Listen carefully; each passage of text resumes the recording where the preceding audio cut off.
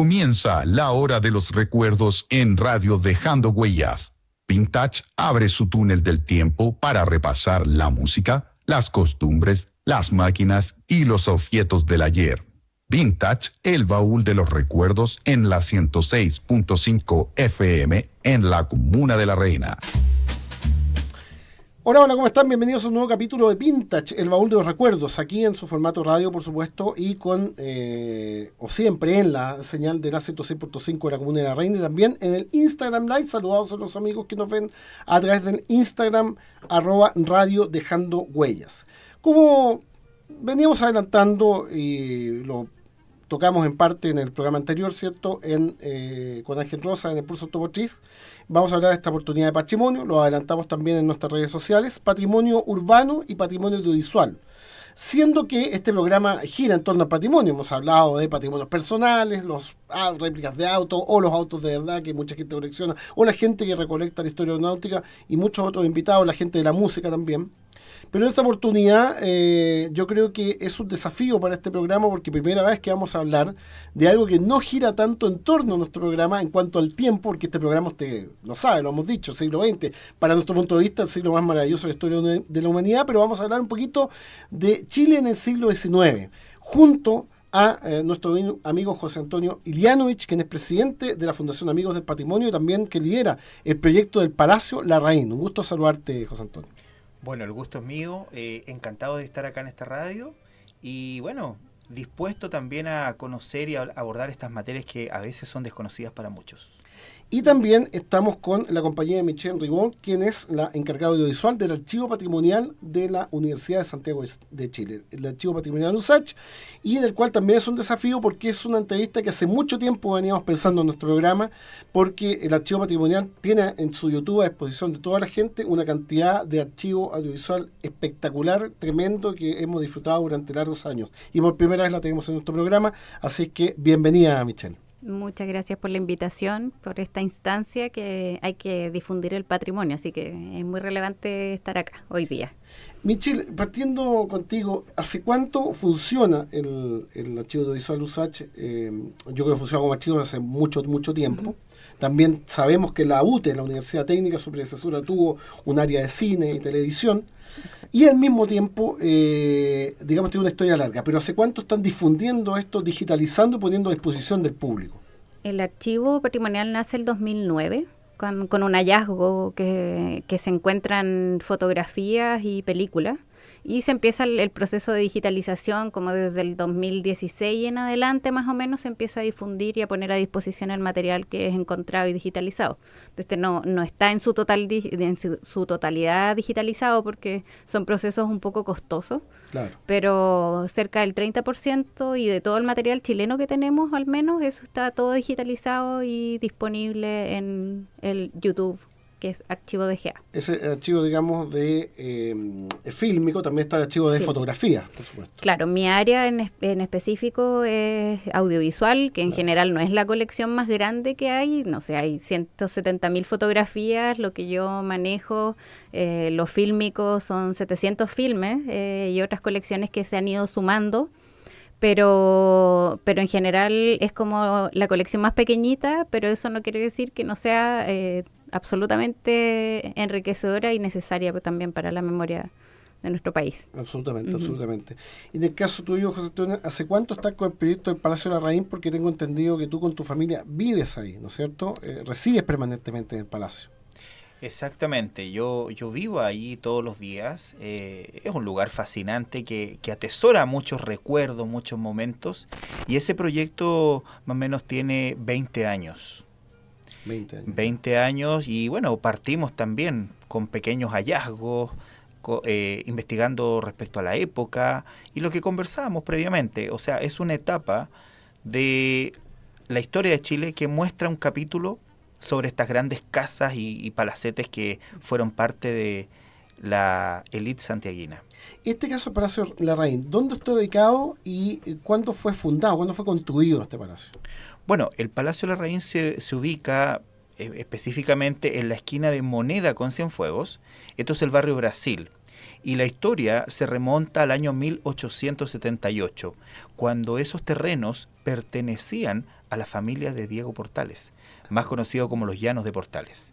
A la muerte del ministro, obviamente que esos terrenos fueron loteados y estas grandes familias comienzan a comprar con la intención de, en algún momento, fundar el futuro Barrio Brasil, que eso nace a principios de 1900. Ah, perfecto. Entonces, este palacio, ¿cuándo finalizó su construcción? Para poner una fecha. Claro, mira, la construcción más o menos la podemos datar entre 1895 y terminado para 1912. Su arquitecto es Gustavo Monkeberg, un arquitecto bastante de renombre para la época. Y claro, estas familias gustaban mucho de contratar o los arquitectos de moda del momento o lisillanamente traer arquitectos desde París. ¿Y cuántas habitaciones, por ejemplo? Por ejemplo, uno pensando, siempre piensa, no sé si te pasa, Michelle, las familias de la época. La cantidad de habitaciones que había, porque eran familias enormes, eran palacios. Exactamente. Lo que pasa es que el estilo imperante de la época proponía un concepto de familia completamente diferente al siglo XXI. Mientras la familia más numerosa fuese, obviamente que usted podía diversificar la posición social de esa familia. Claro. Y también, como era un formato de vida parisino o a la europea, cada habitación cumplía una función. Por ejemplo, sala de música, sala de reuniones, dormitorio, comedor, el gran salón. Y claro, por eso la vida se repartía en distintas dependencias. Por ejemplo, una familia como de la época, una familia, los Larraín, por ejemplo, de la época, ¿cuántos eran? ¿Cuántos hijos, por ejemplo? Bueno, los Larraín es muy divertido porque ellos eran conocidos como la familia de los 800. Y bueno, era una familia muy numerosa que si usted hace un estudio más profundo de este apellido, todos provienen de la misma raíz. Hoy día está diversificado en distintos nombres. Gente de la televisión, mundo de la política, los negocios, etcétera. Pero es una familia muy, muy numerosa. No, me imagino. Y claro, un ritmo de vida que era totalmente distinto, ¿cierto?, al actual. Y yo creo que, Michelle, también hemos visto en el Archivo Patrimonial USACH que efectivamente sí tiene más bien material del siglo XX. También uno ve un país distinto y un ritmo de vida distinto. Hay cierto material que ha sido muy destacado de poder conocerlo, ver, incluso con sus descartes, o sea, el producto terminado, también los descartes, como es la película Compromiso con Chile, donde uno de los protagonistas, por ejemplo, hecho en la época del gobierno de la Unidad Popular, los protagonistas, el rector Kirchberg, sale ahí. Y, por supuesto, uno ve también cómo se comunicaba en esa época, previo ahora que existen redes sociales y todo tan rápido, tan corto. En ese tiempo se hacía, digamos, cine en la universidad, ¿no? Claro, era un mensaje institucional, pero comprometido completamente con el proyecto de la Unidad Popular. Se crea esta sección de Cine y TV UT para hacer de alguna forma el ala comunicacional de la Unidad Popular. Ese es uno de los desafíos como la universidad totalmente estaba comprometida con el proyecto del gobierno. Exacto. El rector Kirchberg era militante comunista, elegido democráticamente. Entonces ese es como el espíritu de la época. Y el espíritu de la época es lo comunitario y también generar ese tipo de discurso. Entonces, en torno a Compromiso con Chile, la UT tenía sedes en todo Chile. Entonces hacían un recorrido de cuál era la función que cumplían para el país cada sede de la UT. La UT, para la gente que no conoce, era la predecesora de USACH, digamos, como Universidad Técnica del Estado. Digamos, hasta 1981. Hasta 1981. Y dentro de la colección hay material tanto justamente del Departamento Cine TV. Hay que hacer un paréntesis. Resulta que la UT estuvo a punto de tener un canal.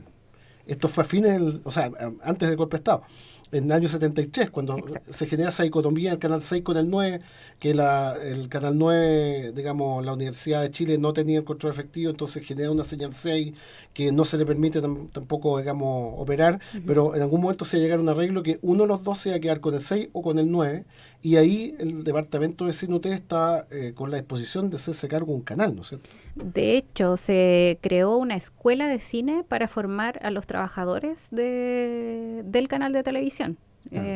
proyecto que fue abandonado en el año 72, cuando ya se veía que en el 73 no iba a ser posible la salida al aire del canal de televisión. Claro. Pero hubo muchos intentos y hubo hasta programación ya casi grabada. Iba a haber una entrevista a Pablo Neruda, a Víctor Jara. Ya estaban como algunas cosas ya más o menos vistas y hechas, algunas filmadas incluso. Fíjate, el 72. Yo pensaba que era 73. El 73 se iba a poner en ejercicio, pero ya el 72 empezaron a haber como dificultades. Claro, exactamente. Un tema, yo creo, de presupuesto. No es barato hacer un canal. No, claro, no, y el contexto político también era un contexto complejo, entonces no simplemente el proyecto quedó. Y además del material que tienen ustedes del Departamento de Cine y TV de la UT, tienen un material muy interesante que son colecciones, como la colección Balmaceda, de Fernando Balmaceda, uno de los pioneros del cine publicitario en Chile, del cine institucional, hay que decirlo, que también hizo cine, por ejemplo, películas para la Fuerza Aérea y otras instituciones. ¿Cómo se genera, digamos, esta pertenencia del archivo Balmaceda en el archivo patrimonial? Lo que pasa es que Fernando Balmaceda es quien Enrique Kirber pone como director de Cine y TV UT. Él dirige Cine y TV UT, con otros realizadores como Rubén Soto, José Román y hartos nombres más, pero él es quien está a la cabeza de ese proyecto. Por eso es que también hay una vinculación con la sucesión de Balmaceda en ese sentido, como con su obra antes de llegar a la universidad y durante la universidad. Claro, exactamente. Y también hay algún material de después de la época universitaria. Por ejemplo, esta de la pesquera. Sí, la Camanchaca. Esa de la pesquera Camanchaca. Fíjate que hay una anécdota, no sé si efectivamente efectiva, pero circula mucho porque nosotros hemos seguido mucho el desarrollo de Balmaceda como amantes de la historia aeronáutica, la trilogía que realizó, Misión de Combate, ¿cómo se llama esto? Chile y su Fuerza Aérea, después una película que se llama La Fuerza Aérea de Chile, el Umbral del 2000. El Umbral del 2000. Pero dentro de Misión de Combate, que es una película que un poco con un relato ficcionado repasa un día de operaciones de una institución como la FACH, o sea, un ataque, una base, después la respuesta, tuvo otros digamos paralelos con el Ejército y la Armada, que en el caso del Ejército, y creo que también está en la colección, es la Armada es Rancho Combate, y el Ejército es otra con Combate, otro nombre. Y cuenta la historia que Fernando Balmaceda llegó el 11 de septiembre de 73 a la UTE y conoce más esto y lo iban a tomar prisionero. Pero lo reconoce alguien del ejército que dijo: usted nos grabó la película en el año 69, yo me acuerdo de usted, la película quedó muy buena y creo que, no sé si... Eso es real, sí, es pasó. Real. Así se salva de ser detenido. ¿Lo reconocieron entonces a Fernando? Sí. Impresionante. Y así él salva a un par de personas más también del departamento. Y efectivamente él había llegado a trabajar ese día a la universidad. La orden era ir a trabajar a la universidad. Claro. Efectivamente, y ese día se iba a lanzar una exposición que se iba a llamar Por la Vida Siempre. Era como se iban a poner en todo un desarrollo gráfico de carteles. Se iban a trabajar como los peligros del fascismo y se supone que se iba a anunciar el plebiscito. Claro, porque iba a tener la visita del presidente Allende. Y todos fueron ese día. Víctor Jara iba a tocar, Víctor Jara llegó a la universidad, todos estaban citados como un día de trabajo. De hecho, era a las 11 de la mañana, el día 11, que iba a ser realizada esta actividad. Impresionante, ¿eh? Claro, efectivamente yo pensé que esa anécdota era en un rumor. No, es real. Pero están en las memorias de Fernando Balmaceda, de hecho. Exactamente. Sí. Que, yo les recomiendo que vean la colección Balmaceda en el YouTube del Archivo Patrimonial porque realmente es muy interesante. Hay unos cortos de Lucas, lo conversábamos también con Michelle, que son actuados por un escritor, Luis Cornejo, que en realidad era un hombre multifacético, era actor cómico, escritor, editor autodidacta, él mismo editaba sus libros, y realmente son joyas que lamentablemente la televisión abierta realmente no muestra, pero están ahí a disposición de toda la gente en YouTube.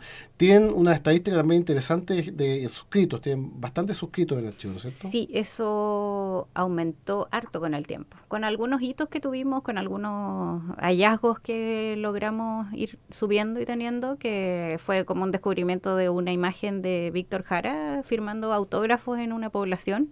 Claro. No es material que tenga audio, pero hay mucho material inédito y mucho material de cámara, como tú decías, el mismo Descartes.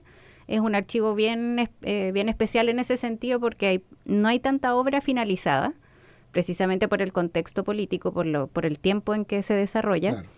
pero está todo el contexto dado en la cámara, en los descartes, en los registros de cámara, entonces hay mucho material que uno puede también reinterpretar desde cómo se vivía en esa época, desde ver las imágenes Claro, y no sí. escucharlas, que también eso es como, hay de todo un poco ahí misceláneo, en recorridos por Santiago, por el campo chileno. No, tremendo. Hay una La imagen- Antártica, de hecho, la también. Antártica, hay otro que unos cortos que se hacen después del 73 con ayuda de Estados Unidos sobre los peligros de la marihuana. marihuana, claro. Ese alucinante, eso se lo vamos a recomendar. Pero vamos a hablar después de la pausa, señor director, y también vamos a hablar con José Antonio un poquito más del Palacio de Larraín también y de la vida en el siglo XIX, que es un poquito lo que queríamos explorar contigo.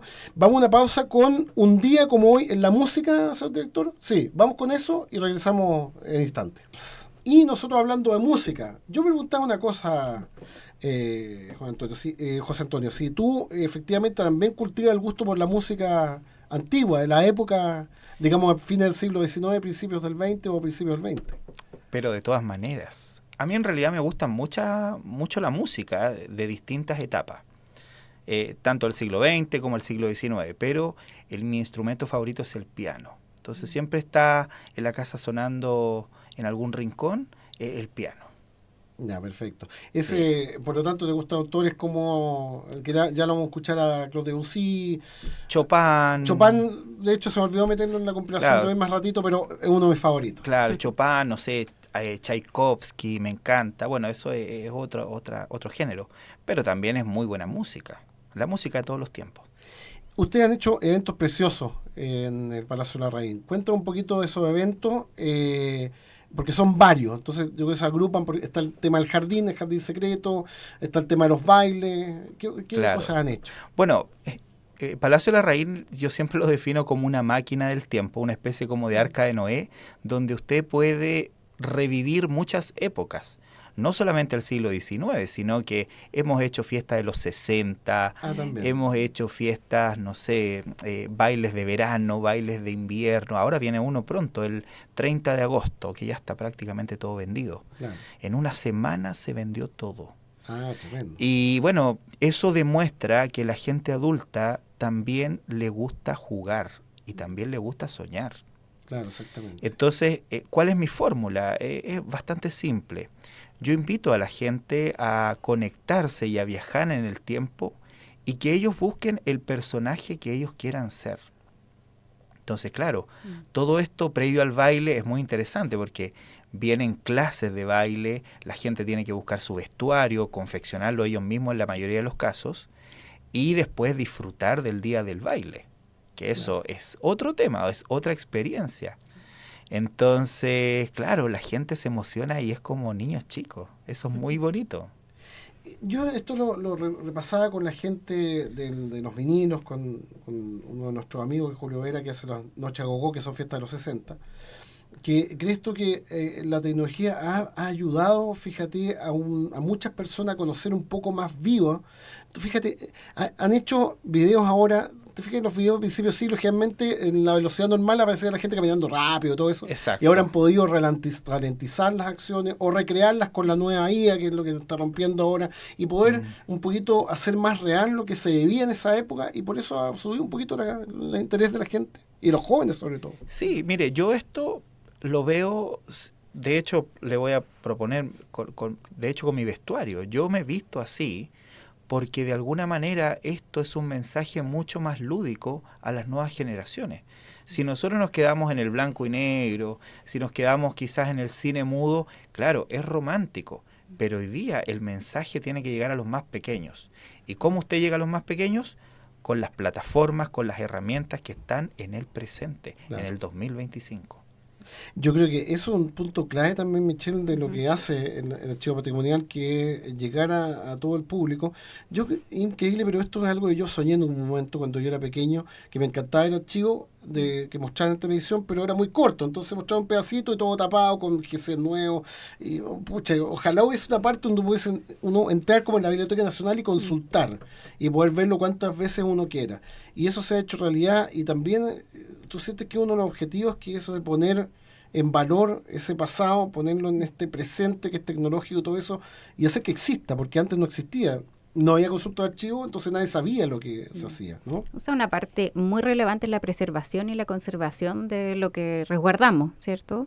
Pero el archivo se mantiene vivo en la medida que se relaciona con las generaciones nuevas, que dialoga con las nuevas generaciones. Entonces, eso al final, como la difusión, la reutilización, el visionado, son ejercicios absolutamente necesarios para la memoria también. Claro. Y para que esta memoria se mantenga viva y tenga significado y nunca pierda ese significado. O sea, se da en el uso, en el día a día, en el cotidiano. Entonces, por eso igual el archivo siempre tiene una política como súper abierta y democrática en ese sentido.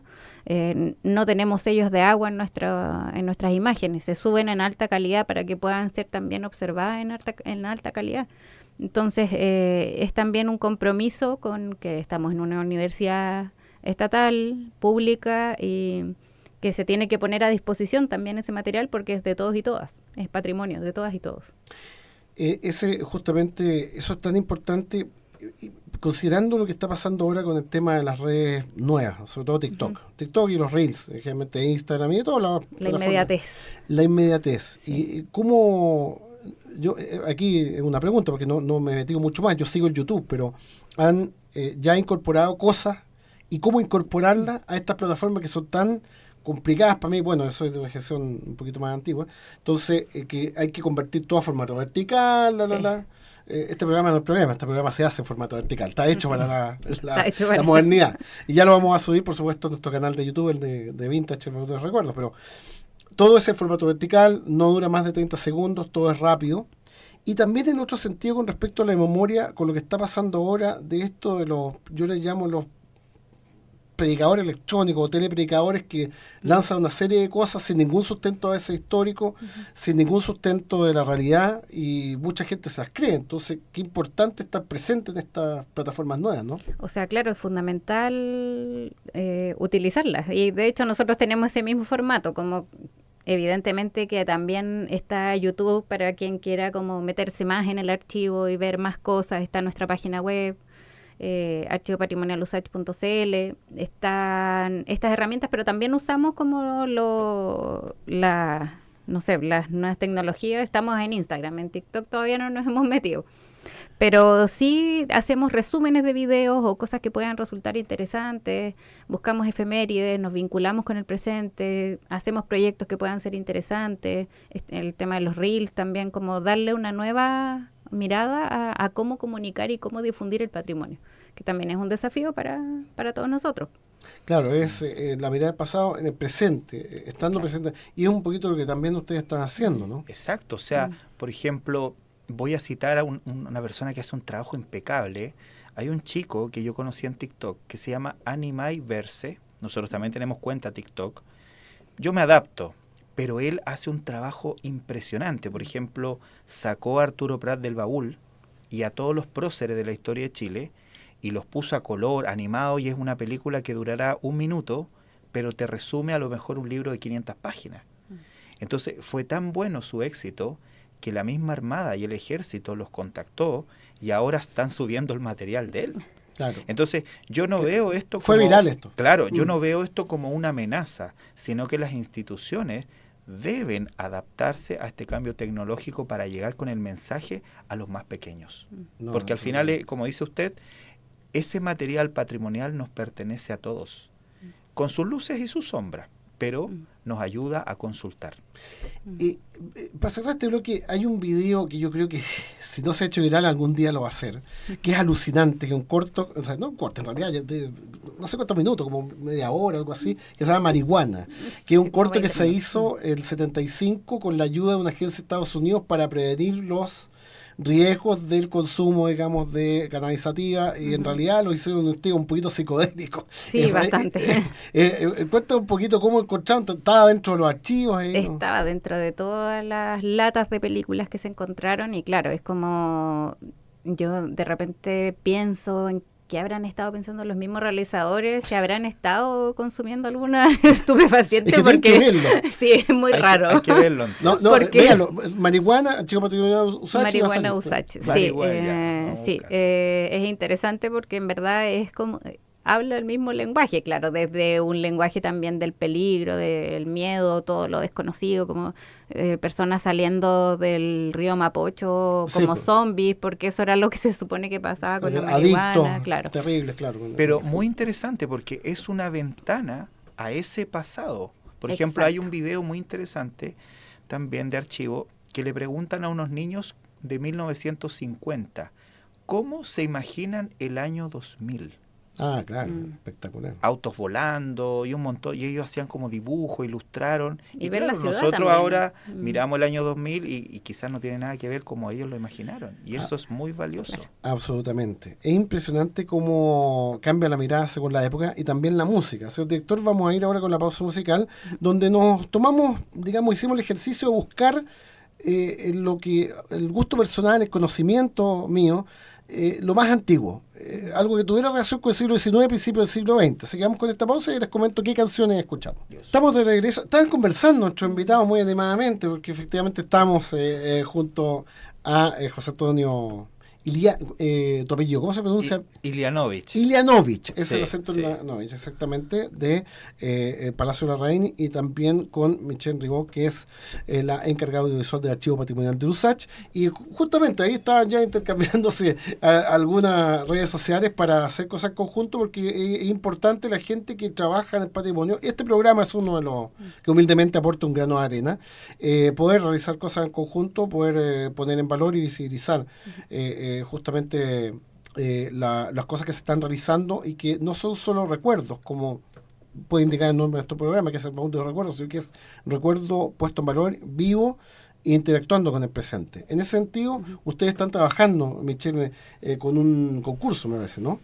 Sí, bueno, hace unos años se hizo la recuperación de la primera película de vampiros chilena, hecha por Hernán Castellano Girón, que él estudió en la Escuela de Cine de la UT.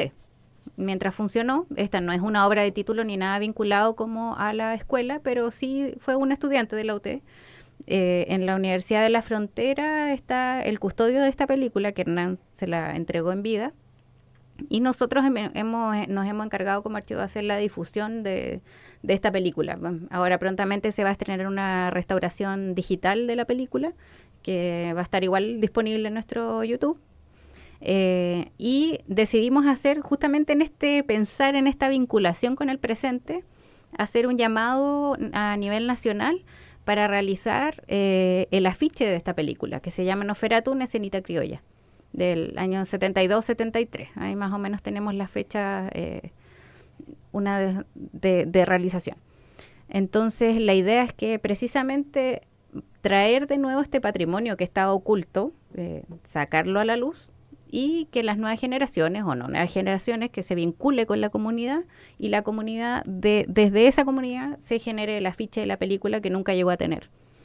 Claro, porque recordemos, esta película Nunca fue estrenada. Nunca fue estrenada y fue enterrada, ¿no es cierto? Fue oculta. Fue oculta en el patio del protagonista de Nosferatu, y después fue en los años 90 llevada a Estados Unidos porque estaba sin el audio, entonces se hizo el doblaje de la película con lo que se acordaba el realizador. Solamente se grabaron las imágenes. Sí, claro, no estaba con el audio. Entonces se hizo el doblaje con actores y actrices salvadoreños y hondureños, entonces tiene como un acento extraño también la película.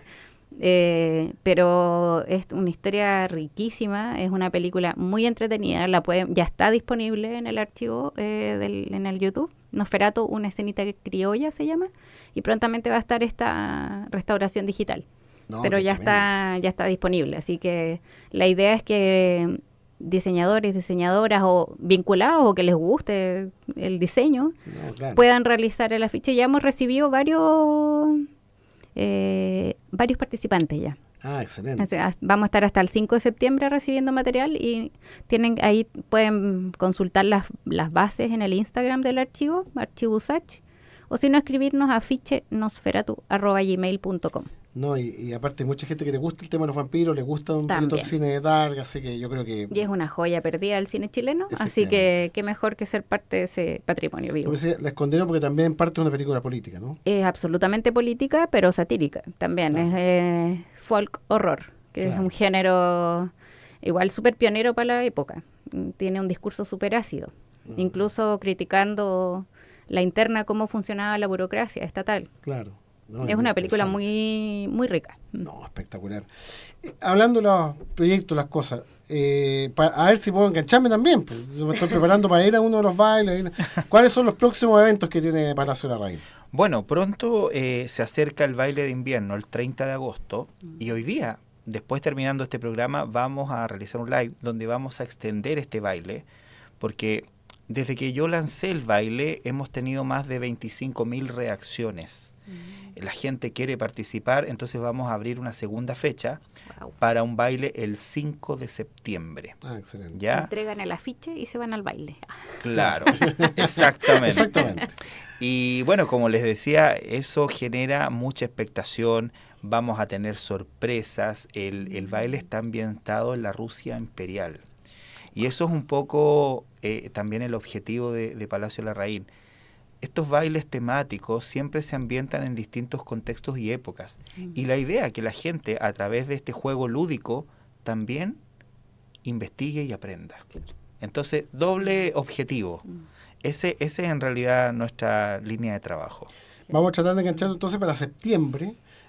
Porque tú tengo que preparar El traje. Claro, porque no tengo puras cosas siglo XX. ¿No? Entonces Claro. tengo que preparar algo del siglo XIX o a principios del XX en realidad, porque en realidad yo hablo del siglo XX, pero yo más o menos uno le gusta de los años 40 para adelante. Pero efectivamente, y esa es una pregunta que te quería hacer, ¿dónde se rompe ese Santiago la Belle Époque? O el equivalente a la Belle Époque francesa.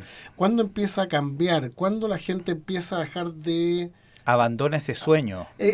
Claro, exactamente. Claro. Porque también hay muchos cambios sociales, y también aparecen otras clases sociales que se van visibilizando. Empiezan también los movimientos populares, ¿cierto? La huelga de la carne, un montón de cosas, la matanza de Santa María. Pero ¿cuándo también empieza la aristocracia a perder su estilo? Bueno, ¿Crees tú?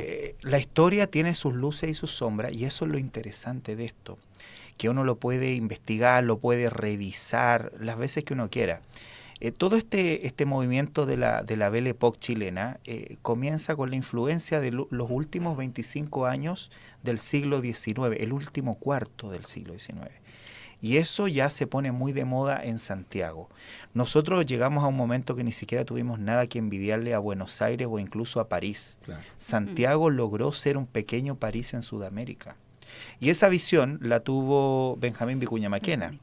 Ahora, por otro lado estaba todo este glamour de los palacios y estas grandes casas elegantes, pero por otro lado también estaba un sufrimiento y una ciudad que no estaba y no era justa para todos. Claro. Y ahí viene todo el tema de la cuestión social, que eso aparece a principios de 1900. Entonces, un poco ese glamour viene a ser opacado por la fiesta del centenario, que se alzaron voces con una crítica muy profunda. O sea, muchos decíamos, ¿qué estamos celebrando si nuestra gente se está muriendo en los conventillos? No tenemos agua potable, no tenemos alcantarillado. ¿De qué palacios hablamos? Entonces, eso es muy interesante a la hora de revisar cómo fue nuestra Belle Époque chilena. Ahora, toda esta copa de cristal muy elegante, muy tallada, se rompe en 1929, con el gran crash Ese fue de... un hito... Claro, o sea, Chile, para que ustedes dimensionen, era el país, uno de los países más ricos del mundo con la bonanza al salitre. Nosotros teníamos el monopolio del salitre. Y de repente esto desaparece, este sueño, porque Alemania inventa el salitre sintético y Chile empieza poco a poco y rápidamente a perder su sitial de honor. Entonces, de 1929, toda la década de 1930 fue una década muy compleja. Cambios sociales, políticos, formas de vida, y ya ese glamour desapareció y se olvidó para siempre. Exactamente. Muy pocas familias sobrevivieron a eso. Y claro, se perdió el glamour, bueno, la actual... Y ahí la ciudad empieza a cambiar. Cambia la ciudad, cambian los barrios también, se van la gente del centro, se van hacia arriba. Y bueno, hay que decirlo que la élite actual dista bastante del estilo que tenían esos antiguos aristocráticos. Sí, no, dicta completamente. Otro factor también que fue interesante fue el terremoto de Chillán. 1939. Exacto, eso barrió con mucho. No, y también ni hablar lo que ha pasado con las construcciones. Te vamos a dejar invitado a una próxima oportunidad para seguir revisando un poquito de historia que nos parece muy interesante de justamente la primera mitad del siglo XX, la última mitad del siglo XIX, que muchas veces no es tan conocida y se ha puesto, gracias a la tecnología, puesta en valor. Pero realmente les quiero agradecer a ambos, a ti, José Antonio, y también a Michelle, habernos acompañado en esta edición de Vintage. A ustedes por la invitación. Exacto, y también te dejamos invitado a una próxima oportunidad para que nos acompañe para seguir hablando de archivo audiovisual que nos apasiona a muchos harto. Tenemos hartos proyectos, así que felices. Les quedábamos debiendo las músicas. Sí, cortito, señor director, se me apura, señor director, pero es que tenía que hablarse, esto tenía que hablar al inicio del bloque. Escuchábamos la Gimnopedia de Eric Satie, la Gimnopedia número 1. ¿Y por qué? Bueno, ya les voy a contar por qué me gustaba tanto la Gimnopedia número 1. La Suite Bergamasca de Claude Debussy, ¿cierto? 1890, la Gimnopedia 1887, y Concierto para una voz, una rareza de 1969 de un joven compositor que se llamaba Saint-Preux, y que tuvo como protagonista es la voz de Daniel Licari, un guiño de los 60 al siglo anterior, como tantas locuras, tantas genialidades que se hicieron en esa década tan fantástica que musicalmente parece que fueran varias décadas en una. Y para cerrar, señor director, ¿por qué me gusta tanto la Gimnopedia? Esa canción o esa pieza la escuché por primera vez, usted se va a sorprender en la casa, usted que nos ve en Instagram, en un video de Benny Hill, del cómico genial y no muy políticamente correcto comediante británico. Era una pieza de una obra de arte en donde un vagabundo, algo a medio filo, se queda dormido en un banco e imagina con esta pieza que una niña que está en un letrero se transforma, que promociona un vino, le regala ese vino y empieza a danzar, a bailar para él una pieza de ballet. Una verdadera joya de este comediante que se caracterizaba por el slapstick y a veces con las cosas subidas de tono y no con mucho respeto hacia la mujer. Pero realmente fue una genialidad y yo con escasos 9-10 años quizás tuve mi primer contacto con una pieza hecha en esa época, pasado. Ahora, increíblemente, es el siglo antepasado. Nos vemos, dejamos Vintage Vagón de los Recuerdos y nos encontramos el próximo miércoles. Que pasen bien, muchísimas gracias a todos. Fue la hora de los recuerdos en Radio Dejando Huellas, la radio de la reina. La próxima semana, Vintage abre su túnel del tiempo para repasar la música, las costumbres, las máquinas y los objetos del ayer.